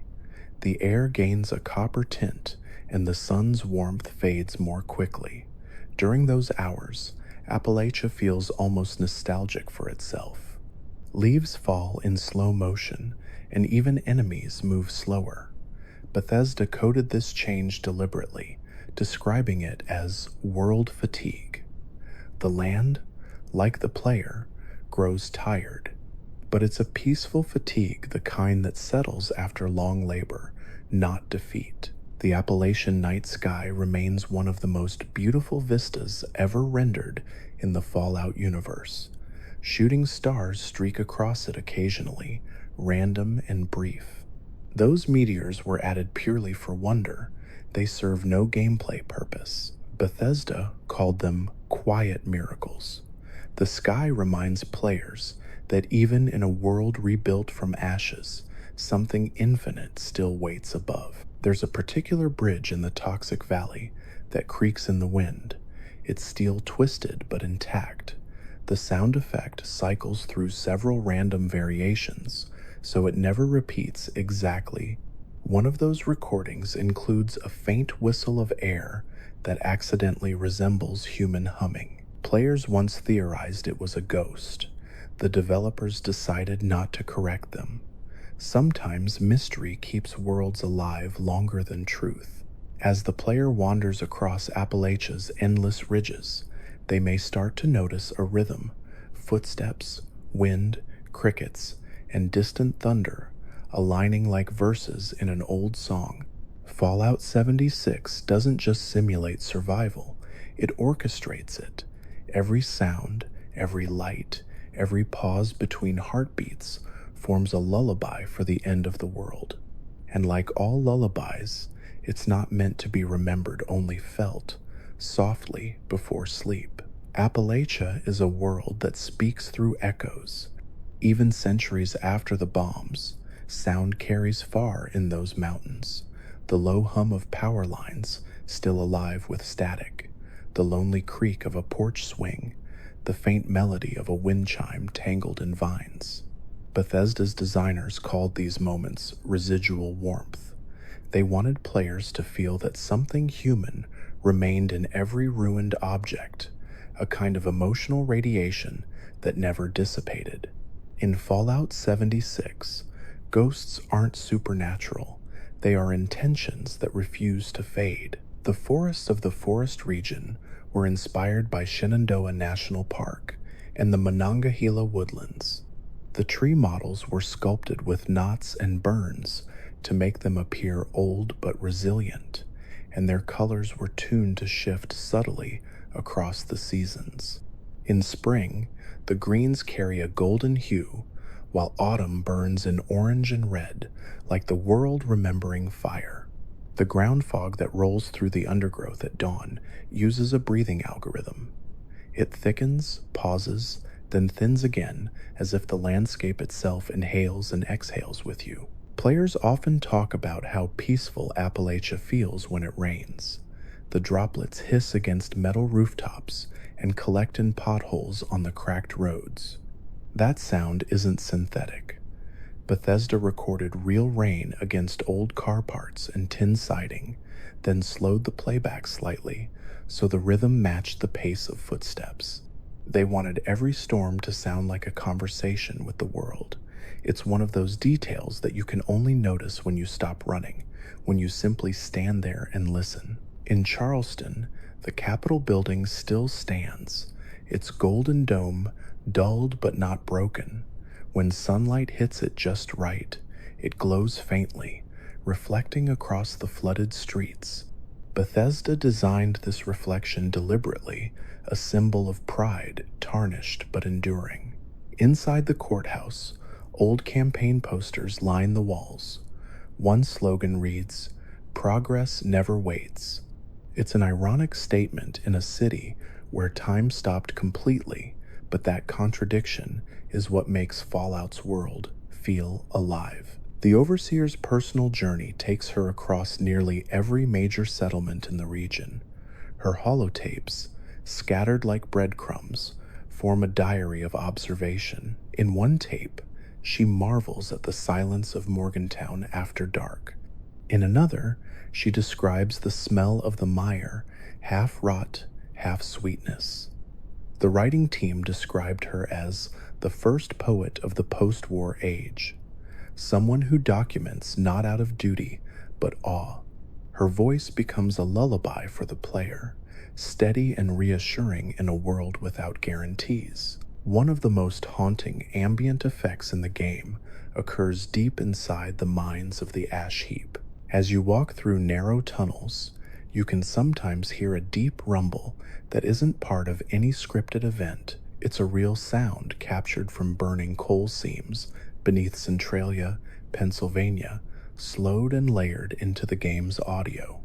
The developers used it to make players feel that the earth itself still smolders under their feet.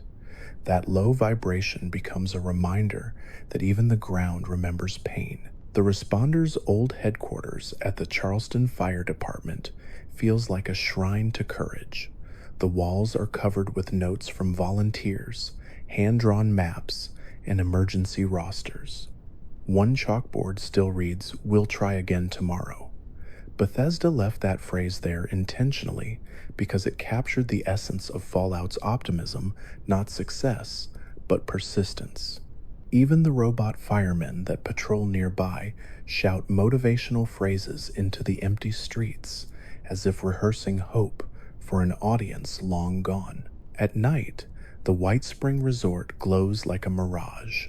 Its marble halls are immaculate, its chandeliers polished by robots who still obey their cleaning schedules. Bethesda modeled the building after the real Greenbrier Resort, down to the pattern on the carpets. Yet beneath all that luxury lies the Enclave's bunker, cold and humming with ancient technology. The duality is deliberate beauty on top, control beneath. The elevator that connects them moves slower than any other in the game, forcing players to feel the weight of descent from privilege into paranoia. The modus intelligence that governs the Enclave bunker speaks with a chorus of overlapping voices, all perfectly calm but faintly discordant. Those multiple tones represent fragments of its divided personality. When it compliments the player, the warmth in its tone sounds almost genuine. When it threatens, the pitch shifts slightly higher. The AI believes itself to be rational, yet every word it says trembles with ego. Bethesda's writers referred to Modus as the politest tyranny imaginable. It's another version of Fallout's recurring theme technology, trying to imitate compassion and failing beautifully.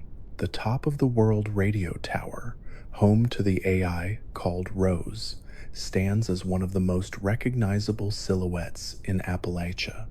Its skeletal structure catches lightning during storms, and from its observation deck, you can see almost the entire map. Rose's dialogue, sarcastic and theatrical, was inspired by real-world radio hosts from the 1950s who entertained audiences alone at midnight. The voice actress recorded her lines twice, once with full enthusiasm, once whispering softly. The final version blends both, giving her speech that odd, weary humor. Rose is loneliness turned into personality. In the Toxic Valley, the white powder coating the ground isn't snow but residue from chemical processing plants. The landscape gleams under sunlight like frost, and the air feels thin and sterile. Bethesda used reflective shaders on the terrain to make the player's movement shimmer slightly, as though walking through memory instead of Earth. The region's soundtrack is quieter than others, almost hollow, filled only with wind and faint mechanical clicks. It's one of the few places where the world feels truly post-human industry without witnesses. The Cranberry Bog, glowing crimson even in darkness, was always meant to be alien. The art team described it as Mars on Earth. Its flora emits a faint luminescence at night, casting pink light across the water's surface. The scorch beasts nest here, their shadows cutting across the fog like torn paper. The creatures' cries echo for miles, created from layered recordings of bat sonar, whale calls, and distorted cello. When you stand beneath one and look up, the sky seems to vibrate. Fallout's terror has always been musical, the sound of nature evolving faster than comprehension. Players who venture into the bog often notice small details. Others miss skeletons, holding hands near irradiated ponds, picnic tables half submerged, or letters written to no one. One note found near a cave entrance simply says, "I tried to understand the light." It's unclear whether the writer meant radiation, faith, or both. Bethesda never explained it because they didn't have to. In this world, ambiguity feels honest. Appalachia's map hides countless tiny stories, a shack filled with children's drawings of creatures with wings, a gas station where every pump handle has been carefully replaced with flowers, a bridge where a skeleton leans against a railing, holding binoculars aimed at the sunset. None of these serve any mechanical function. They exist only to make the player pause. Fallout's design philosophy thrives on those pauses, the small silences between quests, where the world becomes the main character. The game's day-night cycle follows a mathematical rhythm tied to human circadian timing. Bethesda consulted with lighting experts to ensure the color temperature of each hour matched the natural shift of mood in the brain. Morning light stimulates exploration. Dusk light encourages reflection. By night, the contrast drops, softening the edges of the world to help the player relax subconsciously. Even digital sunsets, it seems, can lower the heart rate. Many of the creatures added after launch were inspired by Appalachian folklore that never made it into the base game. The Night Stalker variants, the Mega Sloths, the Grafton Queen, all oversized exaggerations of local myths. The Mega Sloth, for example, moves so slowly that moss actually grows on its fur. The sound designers recorded tree bark peeling and slowed it to create the noise of its footsteps. Every monster in Fallout 76 is an ecological metaphor, fear evolving into adaptation. The seasonal events that Bethesda later introduced, like Fastnacht and Meat Week, brought absurd joy to the wasteland. Fastnacht, based on a real Swiss festival celebrated in parts of Appalachia, turns the ruined town of Helvetia into a carnival of masks and parades. The player marches alongside robots playing tuba and drum, their instruments slightly out of tune. The masks, all hand-painted with eerie smiles, represent cleansing the old year to welcome the new. It's one of the strangest and most peaceful events in the entire series, a celebration of survival for survival's sake. During these events, the sky sometimes shifts to a warmer hue and confetti drifts across the wind like snow. The developers programmed it so that the particles catch the sunlight, creating shimmering trails that dissolve after a few seconds. They described it as hope rendered in paper. Fallout 76 might be bleak, but it never forgets to dream. The Appalachian radio, ever faithful, continues to play long after the player leaves an area. If you return hours later, the same song might still be finishing its final verse. The DJ, with her soft accent and gentle humor, occasionally mentions birthdays or local rumors, all fictional, all comforting. She is the human pulse of the wasteland, a reminder that companionship can exist even as static. Her voice was recorded in a single take, with no edits.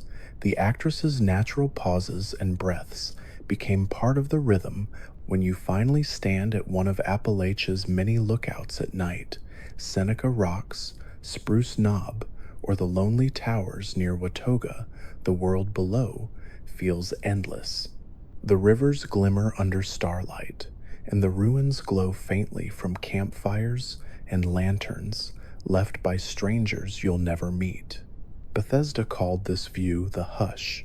It's the moment when the game forgets it's a game, and both player and world exhale together. And as that hush settles, you can almost believe that the wasteland is at peace, that the rusted cars and cracked roads are only resting, that every monster, every ruin, every echo of laughter is simply the planet remembering what it means to be alive. Fallout 76 is, at its core, a love letter to persistence, the idea that even after everything ends, someone will still be there to build a fire, strum a guitar, and whisper into the wind, "We're still here." When the first morning sun spills over the Appalachian ridges, the wasteland glows as if the world has forgiven itself. The fog drifts low across the valleys, pooling like breath exhaled by mountains too old to care about war. Fallout 76 begins in ruin, but it ends in quiet endurance. Bethesda's artists called this lighting effect Mercy Light. They wanted dawn to feel like a slow apology. Each sunrise erases the edges of broken buildings, softening them until even destruction seems gentle. Appalachia's wildlife stirs early. The radstags emerge first, their twin heads lifting toward the sky as if checking for weather that no longer matters. The foxes follow, padding across cracked asphalt roads, still marked with faded lane lines. Those lines were hand-drawn by artists, slightly uneven, so they'd look more human than perfect. Every imperfection is intentional. When the player walks along the roads between Sutton and Morgantown, they'll often find small shrines by the roadside. Flowers, beer bottles, photographs, and candles rest there in uneven clusters. None of these are tied to quests or dialogue. They exist purely as expressions of loss. Bethesda said these shrines represent grief turned decorative, a uniquely human trait, turning sorrow into art because it feels better to create than to collapse. Even in a world that's ended, beauty insists on being noticed. The rivers that cut through Appalachia carry secrets of their own. Beneath their surfaces lie submerged houses, cars, and bridges relics of pre-war floods. Bethesda spent months adjusting the refraction of water so players could glimpse the world below without it ever becoming fully visible. The result feels dreamlike, as if the past hovers just beneath reach. The gentle current distorts everything into suggestion. Fallout 76 teaches that memory, like water, never stands still. The game's weather system cycles unpredictably, sometimes clear for hours, sometimes turning to storms without warning. Radiation storms, in particular, create some of the most haunting skies in the series. Green lightning ripples through clouds like veins of light, and ash drifts down in slow motion. The sound that accompanies those moments is a layered chorus of wind, distant thunder, and something almost like breathing. The developers called that layer the world's heartbeat. They wanted the storms to feel less like punishment and more like nature remembering its strength. The city of Watoga, built of glass and steel, was once the pride of the old world, a fully automated utopia.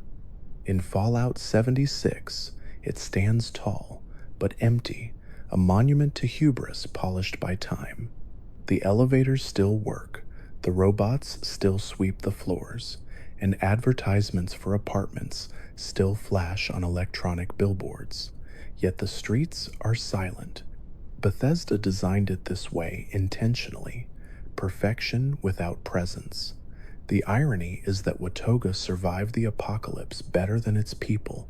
It's the cleanest ruin in the game, and therefore the saddest. Inside one of Watoga's penthouses, players can find a table set for dinner plates, arranged neatly, chairs pulled back, wine poured, but untouched. A recording nearby plays the faint sound of laughter before cutting off mid-breath. That detail was added late in development by a sound designer who wanted the city to remember a party that never ended. In Fallout, tragedy often arrives disguised as normalcy. The townspeople of Foundation, one of the newer factions introduced after the game's launch, represent the rebirth of cooperation. Their wooden structures, built into the side of mountains, glow warmly at night with strings of lights salvaged from old warehouses. The settlement hums with the sound of saws and hammers, small, rhythmic acts of progress. Bethesda recorded actual carpenters building real cabins to capture that texture of work. The settlement's leader, Paige, often speaks about community as if it's faith. He says, "We survive by keeping promises we didn't make." It's one of the purest lines ever written for the series. The opposite philosophy lies with the Raiders of Crater. They build atop ruin, scavenging metal and wreckage, turning the remains of aircraft into homes. The sound of their settlement carries a different energy, welding sparks, laughter, radio chatter, and the constant thump of music leaking from speakers. Bethesda balanced these two factions like opposites of a heartbeat, one steady and careful, the other restless and wild. Yet both seek the same thing, belonging. Fallout 76's greatest kindness is that it lets every version of survival be valid. The scorch beasts that haunt the skies above the Cranberry Bog remain among the most unforgettable sights in the series. Their wings stretch wider than any aircraft, Their eyes glow with unnatural intelligence. The cry they release, that long, bone-deep shriek, was designed using a mix of bat sonar and human screams played backward, layered under cello harmonics. The result is both monstrous and mournful. Bethesda's audio team said they wanted the Scorch Beast to sound like the apocalypse, remembering it was alive. The nests where these creatures sleep are built of bones, metal, and rock fused together by heat. In some, players can find traces of human belongings, shoes, toys, hats, melted into the structure. Bethesda described this as nature's accidental memorial. In Fallout's universe, the line between creation and destruction always blurs. Even the monsters build. One of the game's most underrated features is its subtle sense of humor. Posters advertising vacations to scenic Charleston still hang in collapsed subway tunnels.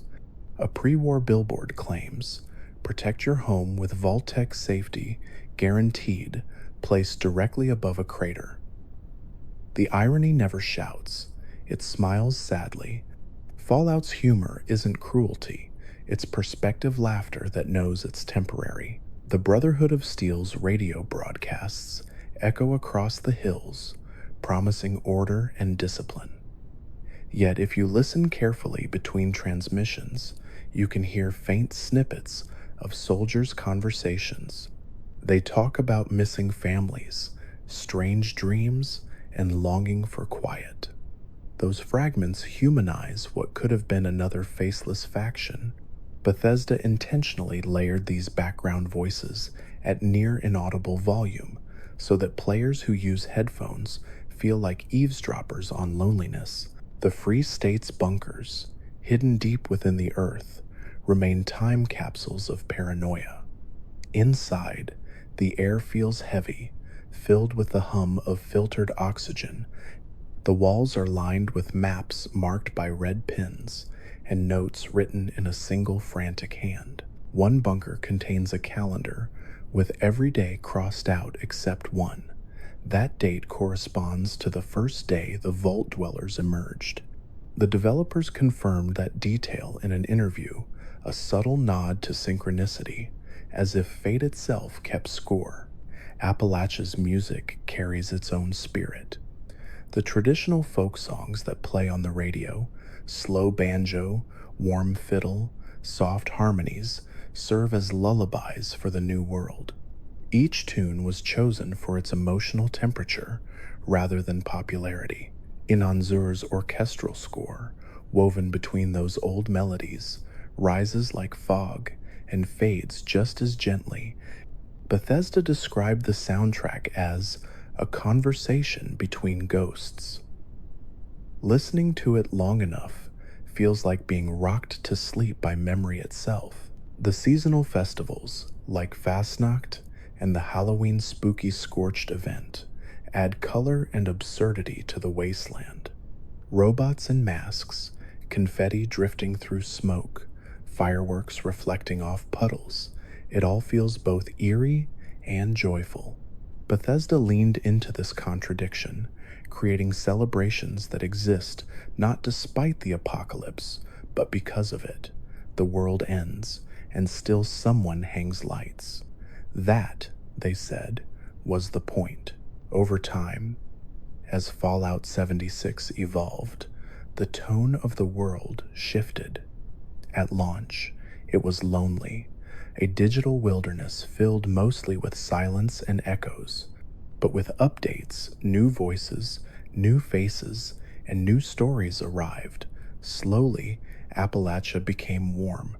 The sound of laughter returned to the taverns, the settlements filled with dialogue. The world healed not through plot, but through persistence. The developers called this transformation the Living Patch, a game quietly learning hope. Even now, years after its release, the servers of Fallout 76 hum with faint energy, thousands of small lives flickering together in the wasteland. Players build towns, share resources, play instruments, and pose for photos under ruined bridges.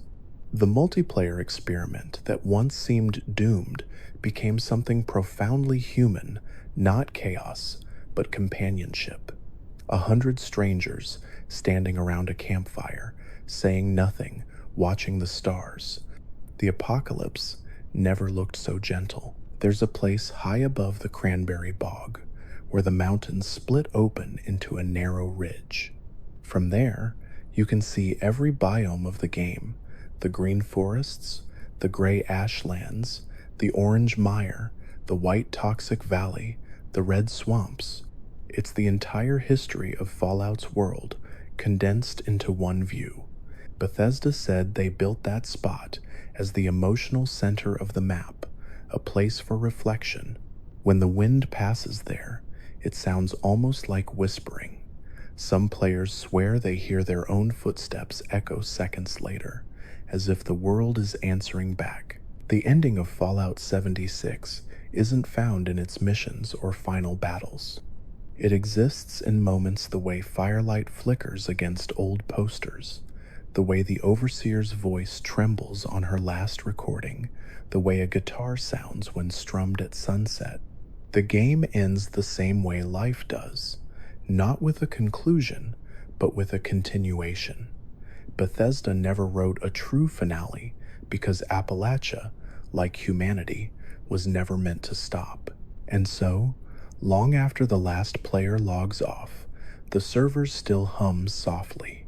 The lights in the White Spring flicker, the robots sweep empty hallways, the wind moves through valleys older than memory. Somewhere out there, a radio still plays Take Me Home, Country Roads, the anthem of an America reborn in silence. The mountains echo the melody like a prayer, quiet, sincere, endless. In the end, Fallout 76 isn't about apocalypse. It's about aftermath, the gentle persistence of life, the sound of laughter buried under dust, the kindness of strangers who never meet but still share the same horizon. It's about walking through a broken world and realizing that broken doesn't mean gone. And as the stars shimmer above those sleeping hills, Appalachia dreams on, not of what it lost, but of what remains.